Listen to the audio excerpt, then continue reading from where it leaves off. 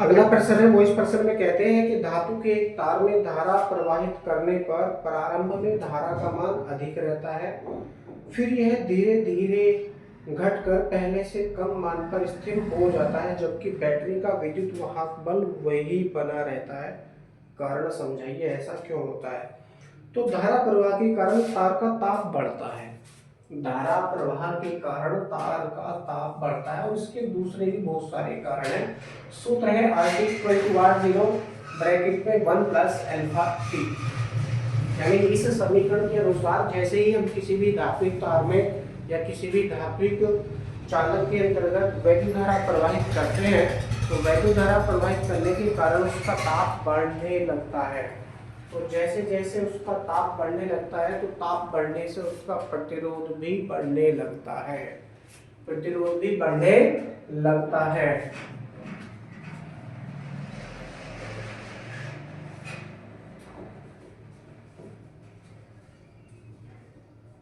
प्रतिरोध भी क्या होगा? बढ़ेगा। जैसे जैसे उसका ताप बढ़ाएंगे, प्रतिरोध भी बढ़ेगा और धारा का मान घटता जाता है, क्योंकि ओम का नियम क्या कहता है? V/I equal to constant equal to R। तो जैसे ही हम प्रतिरोध बढ़ाएंगे, वोल्टेज, क्योंकि बैटरी का जो विभवांतर है वो V ही बना रहता है, तो ये वैल्यू कांस्टेंट है।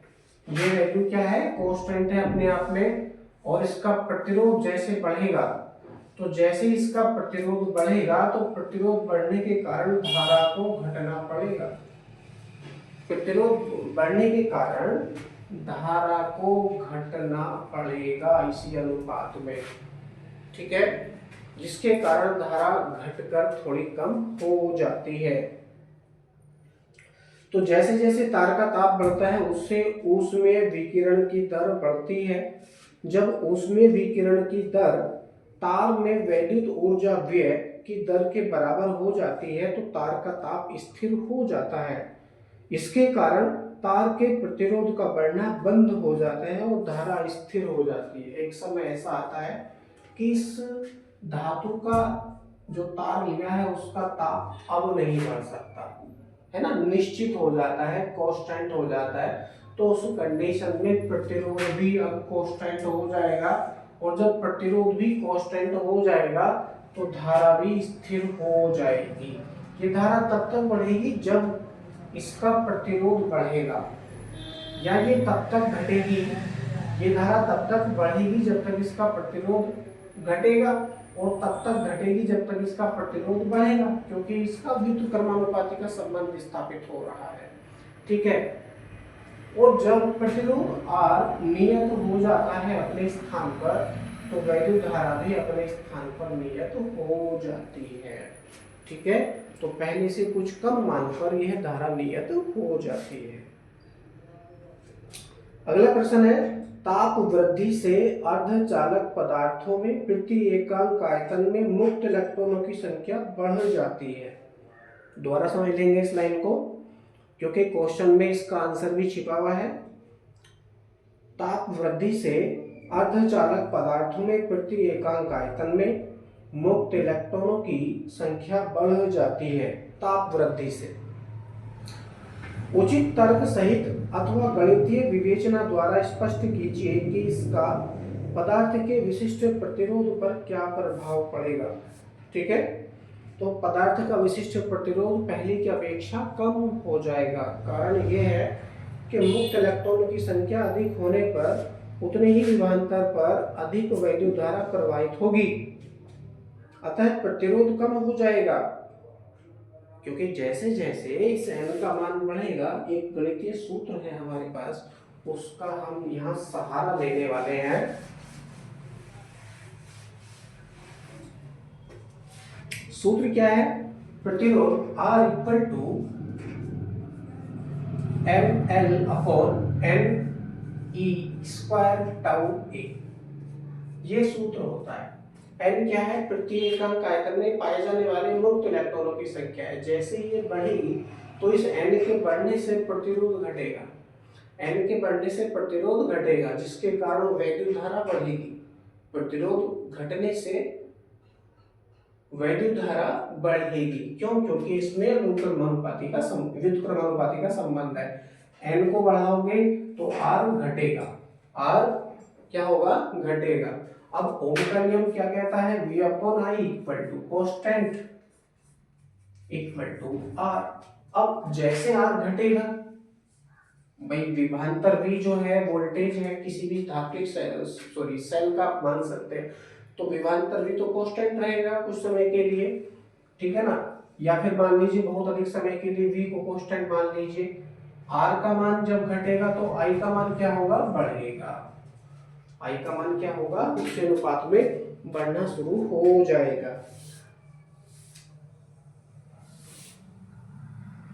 तो मुक्त इलेक्ट्रॉन की संख्या अधिक होने पर उतने ही विभवांतर पर वैद्युत धारा अधिक प्रवाहित होती है, ठीक है ना। अधिक मान धारा का हमको प्राप्त होने लगता है, तब प्रतिरोध कम हो जाएगा।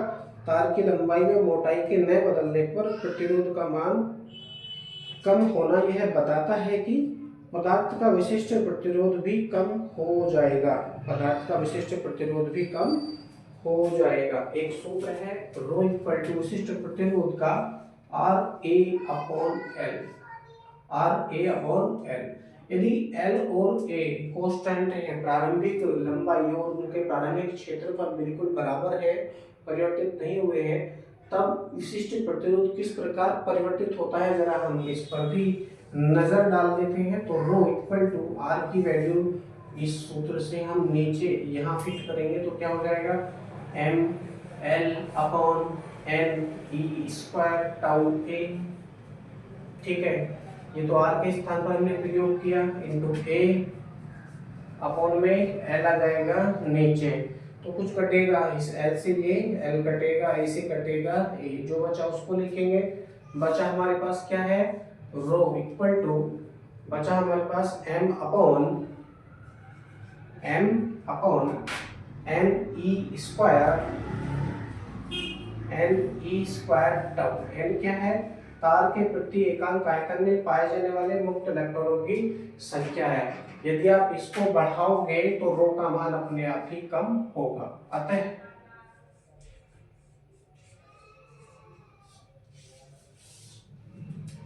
रो कम हो जाएगा, विशिष्ट प्रतिरोध क्या होगा? कम हो जाएगा, भले ही वो धातु एक ही क्यों ना हो।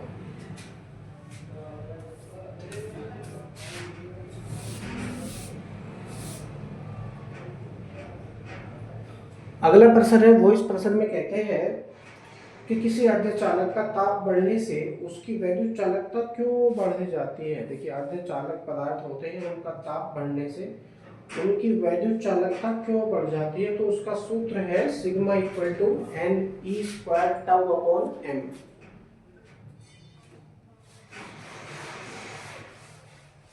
अर्धचालकों की वैद्युत चालकता अलग होती है, चालकों की वैद्युत चालकता अलग होती है, वैद्युत अपघटों की वैद्युत चालकता अलग होती है। सभी पदार्थ जितने भी हैं प्रकृति के अंतर्गत पाए जाते हैं, उन सबकी वैद्युत चालकताएं अलग अलग होती हैं। इसका सूत्र क्या होता है अर्धचालकों की वैद्युत चालकता के लिए? तो अर्धचालक पदार्थ है हमारे पास,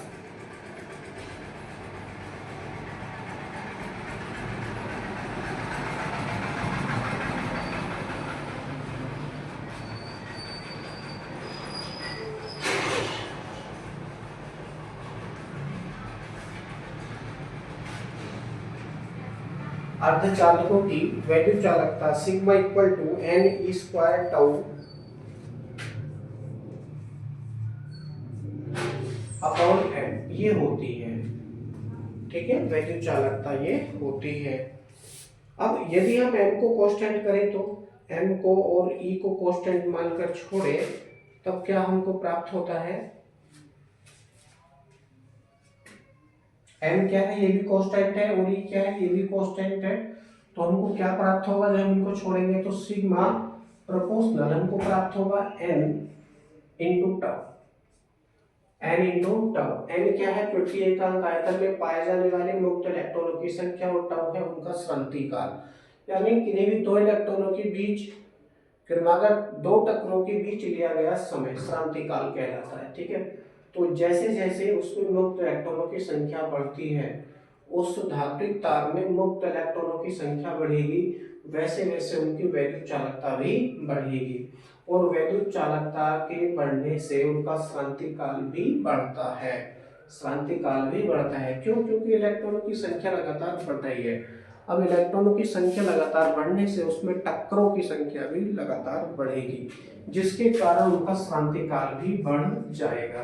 तो टाउ के बढ़ने से सिग्मा भी बढ़ेगा, सिग्मा के बढ़ने से एन भी बढ़ेगा, या फिर आप ऐसे समझ सकते हैं एन के बढ़ने से सिग्मा बढ़ेगा, सिग्मा के बढ़ने से टाउ भी बढ़ेगा।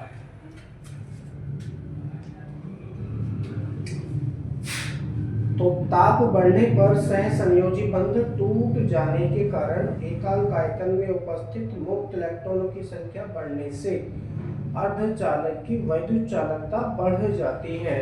ताप बढ़ने पर श्रांति काल टाउ का मान भी बढ़ जाता है।